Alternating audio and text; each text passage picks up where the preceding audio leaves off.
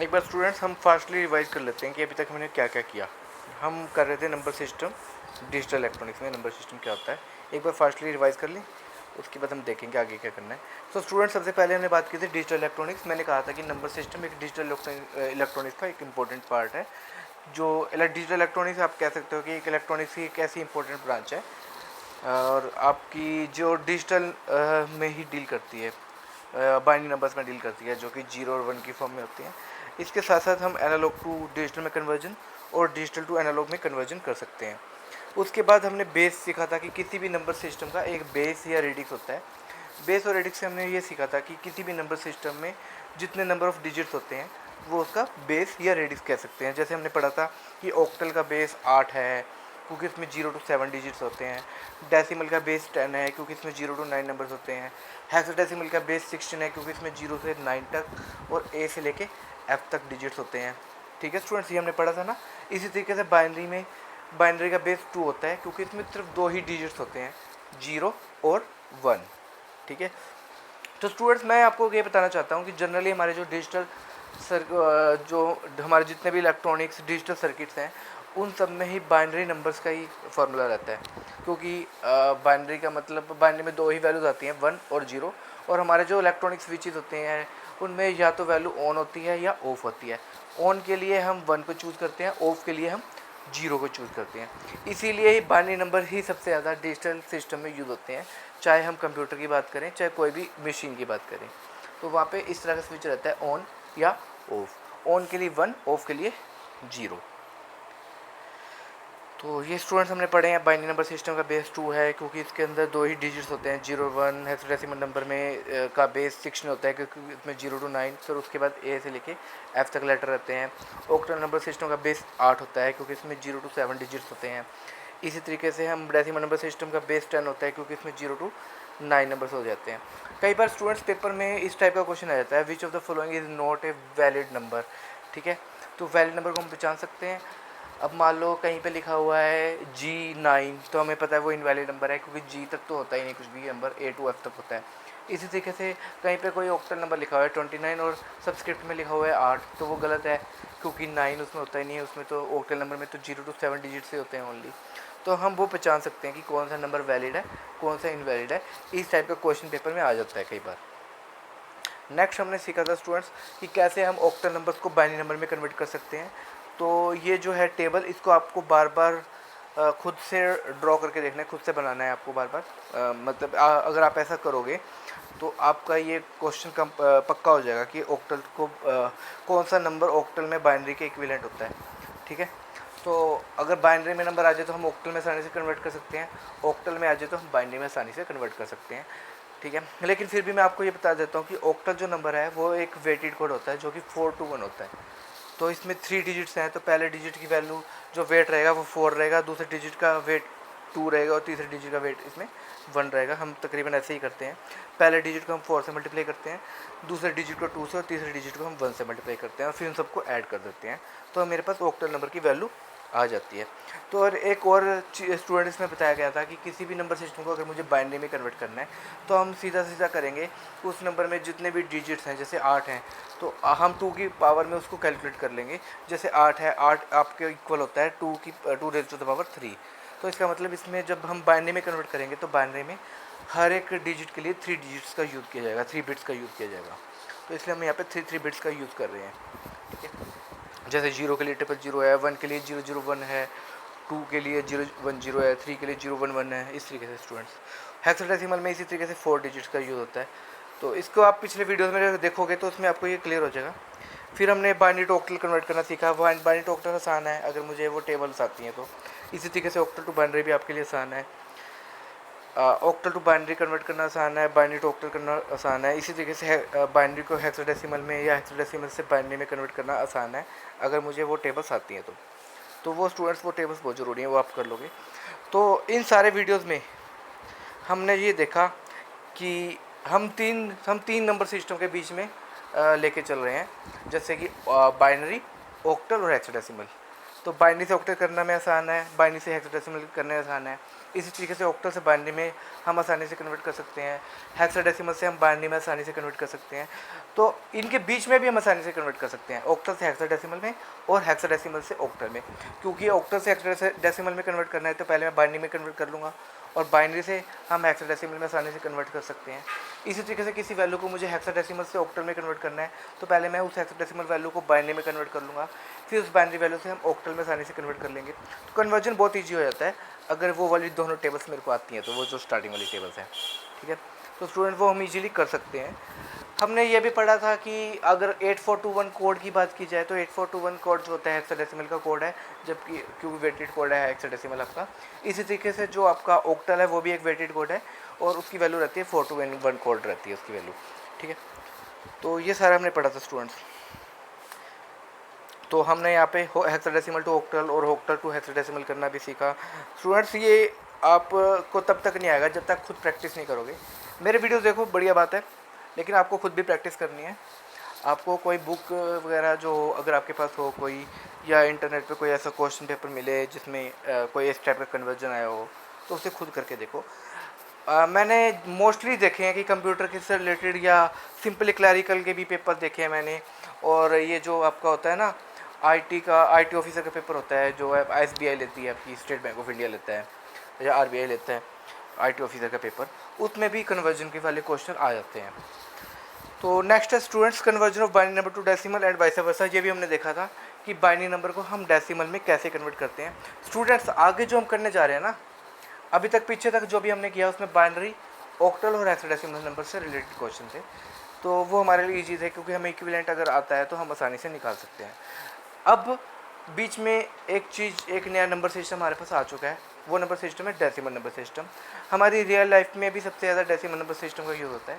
हालांकि मशीनों में तो बाइनरी नंबर सिस्टम का यूज़ होता है, या हम कभी कभी प्रोग्रामिंग के लिए हेक्साडेसिमल भी यूज़ कर लेते हैं, लेकिन डेसिमल नंबर सिस्टम हम अपनी रियल लाइफ में यूज़ करते हैं। तो स्टूडेंट्स मतलब जो हमारी नेचुरल लैंग्वेज है उसमें हम डेसिमल नंबर सिस्टम यूज़ करते हैं। तो स्टूडेंट्स यहाँ पे मेरे कहने का मतलब है कि अगर मुझे बाइनरी से डेसिमल में कन्वर्ट करना हो या डेसिमल से बाइनरी में कन्वर्ट करना हो तो ये मुझे आना चाहिए। अगर ये आ गया ना मुझे, तो आगे हम ऑक्टल से डेसिमल में भी और डेसिमल से ऑक्टल में भी कन्वर्ट करना हमारे लिए आसान हो जाएगा। इसी तरीके से हेक्साडेसिमल टू डेसिमल और डेसिमल से हेक्साडेसिमल करना भी हमारे लिए आसान हो जाएगा। आपको बस एक करना है इनमें से कोई भी, आप बाइनरी टू डेसिमल कर लो, डेसिमल टू बाइनरी कर लो, बाकी के आगे के मैं बताऊंगा कैसे होंगे। तो यहाँ पे हमारे पास है conversion of binary number two decimal and vice versa. तो कैसे करते हैं स्टूडेंट्स, मेरे को एक बाइनरी नंबर दिया हुआ है, इस बाइनरी नंबर को मुझे डेसिमल नंबर में कन्वर्ट करना है। तो स्टूडेंट्स मैं बिल्कुल लीस्ट सिग्निफिकेंट बिट से मतलब इसको स्टार्ट करूँगा। स्टूडेंट्स इसमें अगर आपसे पूछा जाए कि इसमें लीस्ट सिग्निफिकेंट बिट कौन सा होता है और मोस्ट सिग्निफिकेंट बिट कौन सा होता है, कई बार हमने बुक्स में देखा होगा MSB लिखा होता है, MSB LSB लिखा होता है। MSB का मतलब होता है मोस्ट सिग्निफिकेंट बिट और LSB का मतलब होता है लीस्ट सिग्निफिकेंट बिट। तो यहाँ पे अगर इस नंबर की बात की जाए तो इसमें जो बिल्कुल लेफ्ट में जो 1 लिखा हुआ है वो मेरा MSB है, मोस्ट सिग्निफिकेंट बिट है, जबकि बिल्कुल राइट में जो 0 लिखा हुआ है वो मेरा LSB है, लीस्ट सिग्निफिकेंट बिट है। तो हमेशा हम लीस्ट सिग्निफिकेंट बिट से मोस्ट सिग्निफिकेंट बिट की तरफ जाएंगे। तो मुझे बाइनरी को डेसिमल में कन्वर्ट करना है, इसमें हम 2 की पावर्स लेते हुए जाएंगे। जैसे पहला 0 है, 0 को मल्टीप्लाई करूँगा 2 रेज़ टू द पावर 0 के साथ, फिर 1 आता है आगे, उसको मैं करूँगा 2 रेज़ टू पावर 1 के साथ, फिर 1 आता है उसको करूँगा 2 रेज़ टू पावर 2। इस तरीके से हम राइट से लेफ़्ट की तरफ चलेंगे और 2 की पावर्स के साथ हम मल्टीप्लाई करते रहेंगे, और 2 की पावर्स भी आपकी इंक्रीजिंग ऑर्डर में चलती रहेंगी यहाँ पे। जैसे कि एग्जाम्पल में देखो, ये हमने किया है, ये क्वेश्चन हम कर चुके हैं, ठीक है। और डेसिमल में आ जाता है तो लेफ्ट साइड में हम इंक्रीजिंग ऑर्डर में चलेंगे 2 की पावर्स में, और राइट साइड में हम डिक्रीजिंग ऑर्डर में चलेंगे पावर्स के साथ। अगर डेसिमल वाला क्वेश्चन है तो बीच में डेसिमल पॉइंट आ जाता है तो उसमें। नेक्स्ट हमने देखा था स्टूडेंट्स कैसे हम डेसिमल नंबर को बाइनरी नंबर में कन्वर्ट कर सकते हैं। हम इसमें 2 से डिवाइड करते हुए जा रहे हैं, क्योंकि इसमें आप ध्यान रखना उसमें हम 2 की पावर्स लेके जा रहे हैं, इसमें हम 2 से डिवाइड करते जा रहे हैं, क्योंकि हम बाइनरी में कन्वर्ट कर रहे हैं या बाइनरी से डेसिमल में कन्वर्ट कर रहे हैं या डेसिमल से बाइनरी में। तो हमेशा जो यूज़ हो रहा है वो 2 यूज़ हो रहा है। वहाँ पे हम 2 की पावर्स लेके जा रहे थे, यहाँ पे हम 2 से डिवाइड करते हुए जा रहे हैं, ठीक है। ऐसे ही जैसे डेसिमल पॉइंट वाली वैल्यूज़ के बाद हम 2 से मल्टीप्लाई कर रहे हैं, तो दोनों केस में हम 2 का यूज़ कर रहे हैं, ठीक है। अब स्टूडेंट्स हमारे पास नेक्स्ट क्वेश्चन जो आज के टॉपिक है, जो मैं आज करवाने जा रहा हूँ, वो है conversion of octal number two decimal and vice versa. Students, अगर आपको बाइनरी नंबर टू डेसिमल या decimal number two binary number आता है तो आप ये क्वेश्चन आसानी से कर सकते हो। हम आसानी से ऑक्टल नंबर से डेसिमल में कन्वर्ट कर सकते हैं और डेसिमल से ऑक्टल में कन्वर्ट कर सकते हैं। स्टूडेंट, मेरा क्वेश्चन आपके पास, अगर हम बाइनरी से जब डेसिमल में कन्वर्ट करते थे तो हम क्या करते थे? मुझे किसी नंबर को बाइनरी से डेसिमल में कन्वर्ट करना है तो हम क्या यूज़ करते थे? हम 2 की पावर्स के साथ जो डिजिट्स होते थे मेरे बाइनरी के, उनको मल्टीप्लाई करते थे ना 2 की पावर्स के साथ।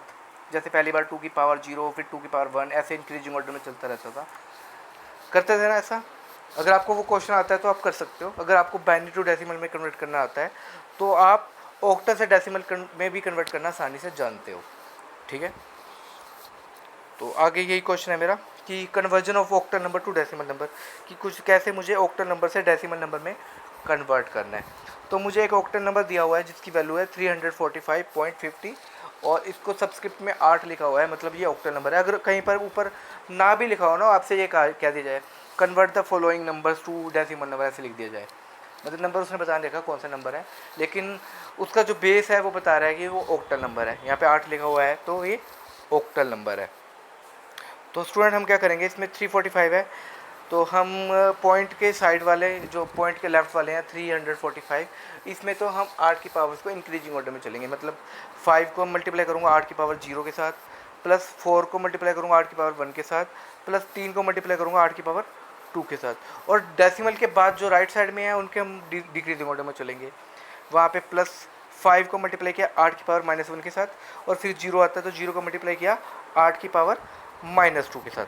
देखो स्टूडेंट्स, ऐसे किया मैंने। अब इनको कैलकुलेट कर लेंगे तो 8 का जब हम स्क्वायर निकालते हैं तो 64 आता है, तो 3 × 64 हो गया, प्लस 4 × 8 हो गया, प्लस 5 × 1 हो गया। स्टूडेंट, मैंने कहा था कि कोई भी नंबर आए अगर उसकी पावर 0 है तो 1 के इक्विवेलेंट हो जाता है, तो यहाँ 8 की पावर 0 का मतलब 1 हो जाएगा। तो 5 × 1 प्लस इसमें 8 की पावर -1 है तो 8 नीचे चला जाएगा, 5 डिवाइडेड बाई 8 हो जाएगा, 8 हो जाएगा सॉरी। उसमें प्लस 0 × 8 की रेज़ टू पावर -2 है तो मतलब 0 ऊपर रहेगा और डिवाइडेड बाई 64 हो जाएगा वहाँ पे। अब स्टूडेंट्स हम मल्टीप्लाई कर लेते हैं, 3 × 64 को तो 192 आ गया।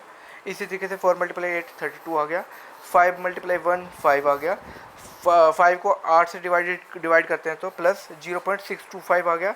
आगे 0 से हम किसी भी नंबर को डिवाइड करते हैं तो वो 0 ही हो जाता है, तो 0 को अगर मैं 64 से डिवाइड करूँगा तो मेरा आंसर 0 ही आ जाएगा। अब इन सारे नंबर्स को अगर मैं जोड़ लेता हूँ तो मेरे पास आंसर आ जाता है 229.625, और नीचे मैंने डेसिमल में वो 10 लिखा है, तो 10 ये रिप्रेजेंट कर रहा है कि ये एक डेसिमल नंबर है। तो स्टूडेंट्स, जब हमने बाइनरी टू डेसिमल किया तो ऐसे ही किया था, वहाँ पे हम 2 की पावर्स लेके चले थे, लेकिन अब हम कर रहे हैं ऑक्टल टू डेसिमल, तो यहाँ पे हम 8 की पावर लेके चल रहे हैं। मैंने सिर्फ उसका एग्जांपल इसलिए दिया, अगर आपको बाइनरी टू डेसिमल में कन्वर्ट करना आता है तो आप ऑक्टल टू डेसिमल भी आसानी से कन्वर्ट कर सकते हो। बस आपको कन्वर्ट बदलना क्या है, वहाँ पे 2, जहाँ पे हम 2 की पावर्स लेके चल रहे थे, यहाँ पे हम 8 की पावर्स लेके चलेंगे, सिंपल 8 की पावर्स लेके चलेंगे। ठीक है स्टूडेंट्स, तो ये हो जाएगा इस टाइप का क्वेश्चन। मेरे ख्याल से ये जो क्वेश्चन है 229.625 किसी मैंने कम्पिटिटिव एग्जाम में देखा है इस क्वेश्चन को, तो वहीं से मैंने शायद ये लिया हुआ है।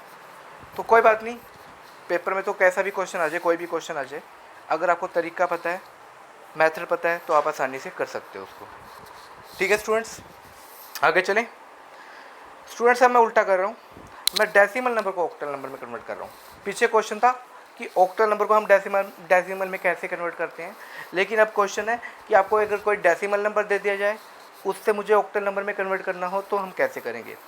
तो स्टूडेंट, जो पीछे मेरे पास आंसर आया था डेसिमल नंबर में, वही मैंने यहाँ पे ले लिया 229.625, और 10 लिखा है तो ये डेसिमल में है, इसको मुझे ऑक्टल में कन्वर्ट करना है। स्टूडेंट, मैं आपको बता दूं, अगर हम डेसिमल से बाइनरी में कन्वर्ट करते थे तो क्या करते थे पीछे, अगर आपको वो पता है तो आप ये कर सकते हो।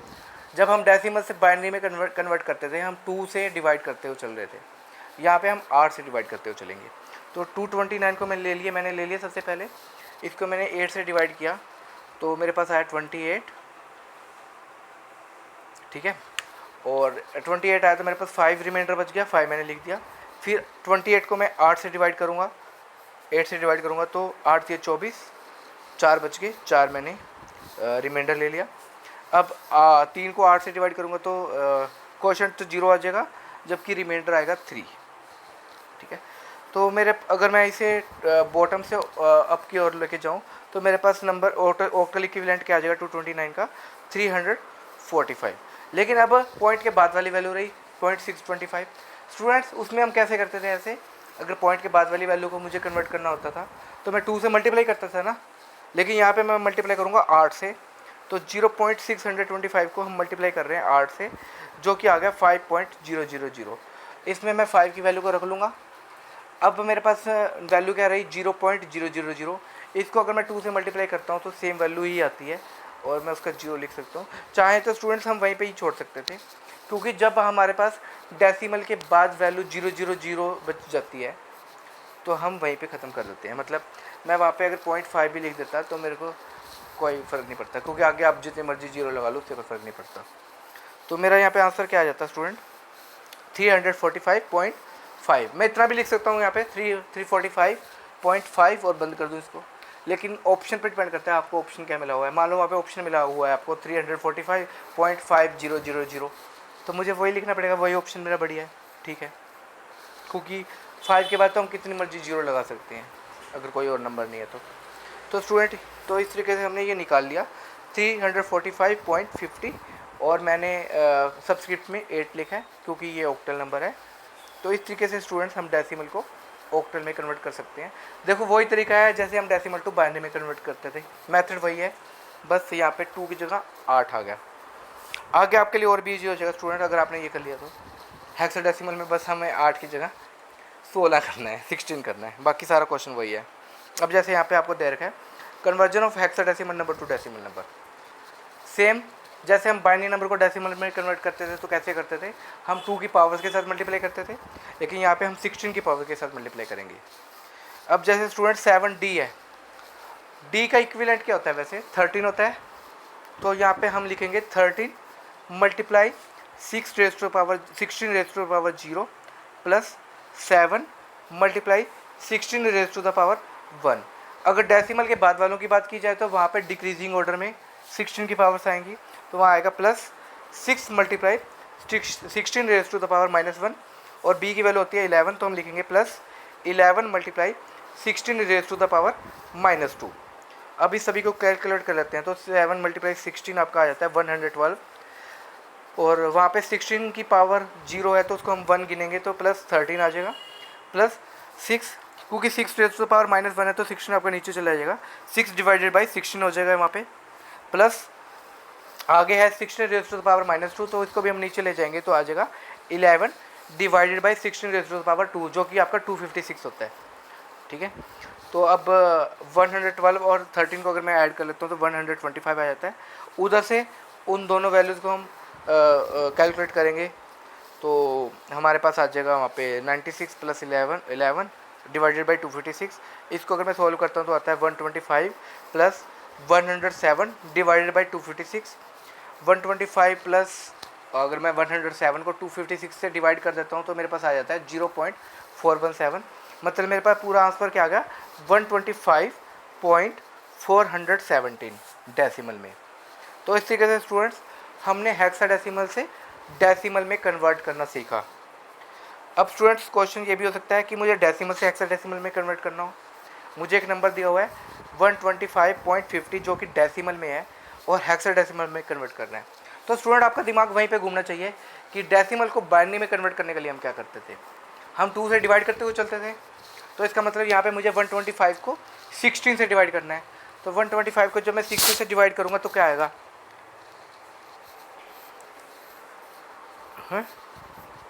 मतलब किससे डिवाइड होगा, 16 7 112 से डिवाइड होगा तो 13 बच जाएगा। फिर 16 को वो फिर 7 को 16 से डिवाइड करेंगे तो 0 क्वोशंट आ जाएगा और 7 रिमाइंडर बच जाएगा।